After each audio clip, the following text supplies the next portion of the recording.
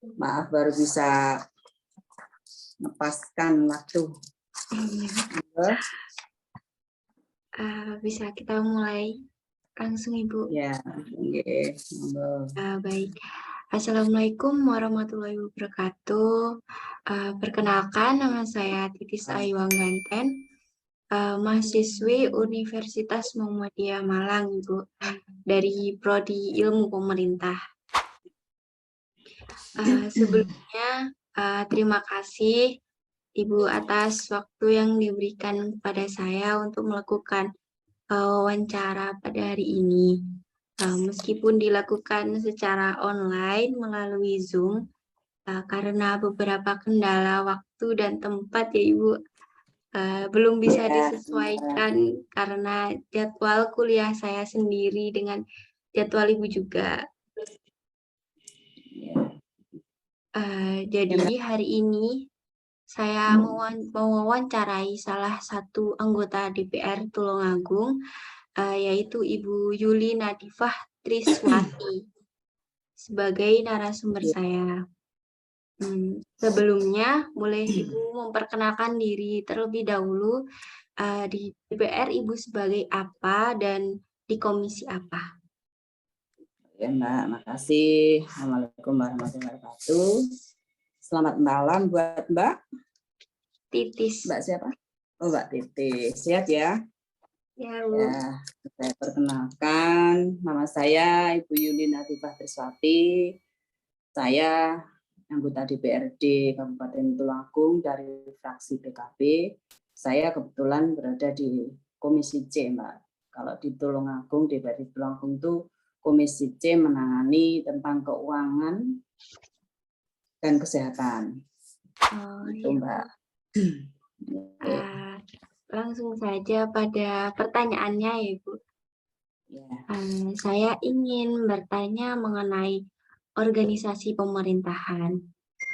Bisa Ibu jelaskan terkait perbedaan susunan organisasi pemerintahan pusat dan daerah, serta tupoksinya masing-masing, Ibu? Ya, akan saya coba jawab, Mbak ya. Maaf, suaranya agak serak. Saya jelaskan sedikit tentang pemerintahan pusat. Pemerintahan pusat adalah penyelenggara pemerintahan negara kesatuan Republik Indonesia yang dipegang oleh Presiden dan Wakil Presiden beserta menteri-menteri negara yang dipilih oleh Presiden. Pemerintahan pusat berkedudukan di ibu kota negara yang memegang kekuasaan negara kesatuan Republik Indonesia. Kemudian pemerintah daerah adalah penyelenggara urusan pemerintahan oleh pemerintah daerah dan DPRD berdasarkan asas otonomi dan tugas perbantuan dengan prinsip otonomi seluas-luasnya dalam sistem dan prinsip negara kesatuan Republik Indonesia. Penyelenggara pemerintahan daerah meliputi kepala daerah yaitu gubernur, wali kota, atau bupati, dan perangkat daerah lainnya seperti kepala badan, perangkat daerah, dan unit-unit kerja lainnya yang dikendalikan oleh sekretaris daerah. Kemudian perbedaannya, Mbak, perbedaan susunan organisasi pemerintah pusat dan daerah. Kita mengenal ada lembaga legislatif, eksekutif, dan yudikatif. Untuk pemerintahan pusat itu lembaga eksekutif adalah Presiden, Wakil Presiden, dan para menteri di kabinet. Sedangkan untuk lembaga legislatif dijalankan oleh MPR, DPR, dan DPD, dan lembaga yudikatif dijalankan oleh Mahkamah Agung, Mahkamah Konstitusi, dan Komisi Yudisial. Untuk tupoksinya tidak saya, kalau semua kan banyak Mbak ya, saya secara garis besar saja ya. Iya. MPR antara mengubah dan menetapkan undang-undang, melantik presiden dan wakil presiden. Kemudian presiden bertugas kalau sebagai kepala pemerintahan, yaitu memegang kekuasaan pemerintahan menurut undang-undang. menetapkan peraturan pemerintah dan menjalankan undang-undang sebagaimana mestinya, membentuk dewan pertimbangan, mengangkat dan memberhentikan menteri-menteri. Tugas Presiden sebagai kepala negara yaitu membuat perjanjian dengan negara lain dengan persetujuan DPR, mengangkat duta dan konsul, memegang kekuasaan tertinggi atas angkatan darat, angkatan laut, angkatan udara, dan lain-lain. Kemudian tugas DPR membahas dan menyetujui bersama dari rancangan undang-undang yang diajukan Presiden, yaitu sebagai fungsi legislasi, kemudian juga mempunyai fungsi sebagai fungsi anggaran, dan mempunyai fungsi juga sebagai fungsi pengawasan kinerja pemerintah. Kemudian tugas DPD bersidang sedikitnya 1 kali dalam 1 tahun. DPD dapat mengajukan rancangan undang-undang berkaitan dengan otonomi daerah, kemudian hubungan pusat dan daerah, dan lain-lain. Mahkamah Agung memeriksa dan memutuskan seperti permohonan kasasi, terus sengketa tentang kewenangan mengadili, kemudian permohonan peninjauan kembali putusan pengadilan yang telah memperoleh kekuatan hukum tetap, dan lain-lain. Kemudian Mahkamah Konstitusi antara lain menguji undang-undang terhadap undang-undang, yaitu memutus sengketa kewenangan lembaga negara yang wewenangnya diberikan oleh Undang-Undang Dasar 45. Nanti secara lengkapnya bisa sampai sendiri, Mbak, ya. Jangan cari sendiri. Untuk Komisi Yudisial bisa diberi wewenang khusus yang diatur dalam Undang-Undang Nomor 18 tahun 2011 pasal 13. Kemudian udah ya? Sudah ya? Iya, Ibu. Kemudian pertanyaan apa lagi? Selanjutnya mengenai hubungannya Ibu antara pemerintah pusat dengan daerah itu bagaimana? Oh,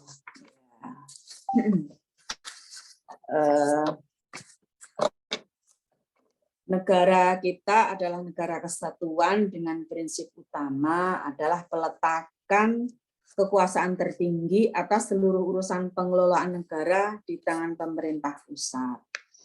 Kekuasaan tertinggi atas urusan negara itu dipegang oleh pemerintah pusat tanpa ada pelimpahan wewenang ke pemerintah di daerah. Meski kekuasaan tertinggi dipegang oleh pemerintah pusat, sistem pemerintahan di Indonesia menganut asas negara kesatuan yang didesentralisasikan atau otonomi. Oleh karena itu terdapat tugas-tugas tertentu dalam urusan pengelolaan negara yang diserahkan kepada pemerintah daerah. Mengingat luasnya wilayah Indonesia itulah yang menjadi pertimbangan dan pemberian landasan konstitusional untuk penyelenggaraan pemerintah daerah melalui Undang-Undang Dasar 1945. Maka dari itu Undang-Undang Dasar 45 mengatur bahwa kabinet dalam pemerintahan pusat dapat berkoordinasi dengan satuan pemerintah daerah yang dikepalai oleh kepala daerah. Hubungan pemerintah pusat dan daerah ada 4, yaitu 1, hubungan kewenangan, 2, hubungan keuangan, 3, hubungan kelembagaan, dan 4, hubungan pengawasan. Kaitan dengan hubungan kewenangan, yaitu intinya objek yang diurusi bisa jadi sama, tapi wewenang keduanya berbeda. Kemudian kaitan hubungan keuangan, karena pembagian kewenangan pemerintah pusat dan daerah di atas itu membawa implikasi kepada hubungan keuangan yang diatur dalam Undang-Undang Nomor 33 Tahun 2004. Undang-undang ini mengatur perimbangan keuangan antara pusat dan daerah. Kemudian nomor 3 adalah hubungan kelembagaan. Implikasi terhadap hubungan kelembagaan antara pemerintah pusat dan daerah mengharuskan kehati-hatian dalam hal besaran kelembagaan, tentang besarnya kelembagaan yang diperlukan untuk melaksanakan tugas yang menjadi urusan masing-masing. Kemudian yang keempat adalah hubungan pengawasan. Itu merupakan sebuah konsekuensi yang muncul dari pemberian kewenangan. Jadi pengawasan perlu diatur agar terjadi keutuhan Indonesia sebagai negara kesatuan. Itu Mbak. Terima kasih ya Bu, penjelasannya sangat meluas. Yeah. Terima kasih Bu atas penjelasannya. Semoga bisa bermanfaat dan menambah wawasan untuk saya dan juga teman-teman semuanya terkait pemerintahan pusat dan daerah. Semoga di lain waktu kita bisa berbincang-bincang secara langsung ya Ibu. Oh ya, makasih Mbak ya. Semoga bermanfaat. Tetap jaga kesehatan, jaga semangat, dan tetap terus mencari hal-hal yang baru. Karena apapun ilmu sekecil apapun, insya Allah nanti akan tetap berguna buat masa depan jenengan, masa depan Mbak Titis. Ya Ibu. Saya doakan sehat selalu, sukses selalu buat Mbak Titis ya. Ya, maaf kalau penjelasannya kurang begitu jelas, nanti bisa kontak lagi. Ya, sama-sama. Baik, sekian dari wawancara kali ini. Kurang lebihnya mohon maaf. Wassalamualaikum warahmatullahi wabarakatuh. Terima kasih, Bu. Sama-sama ya.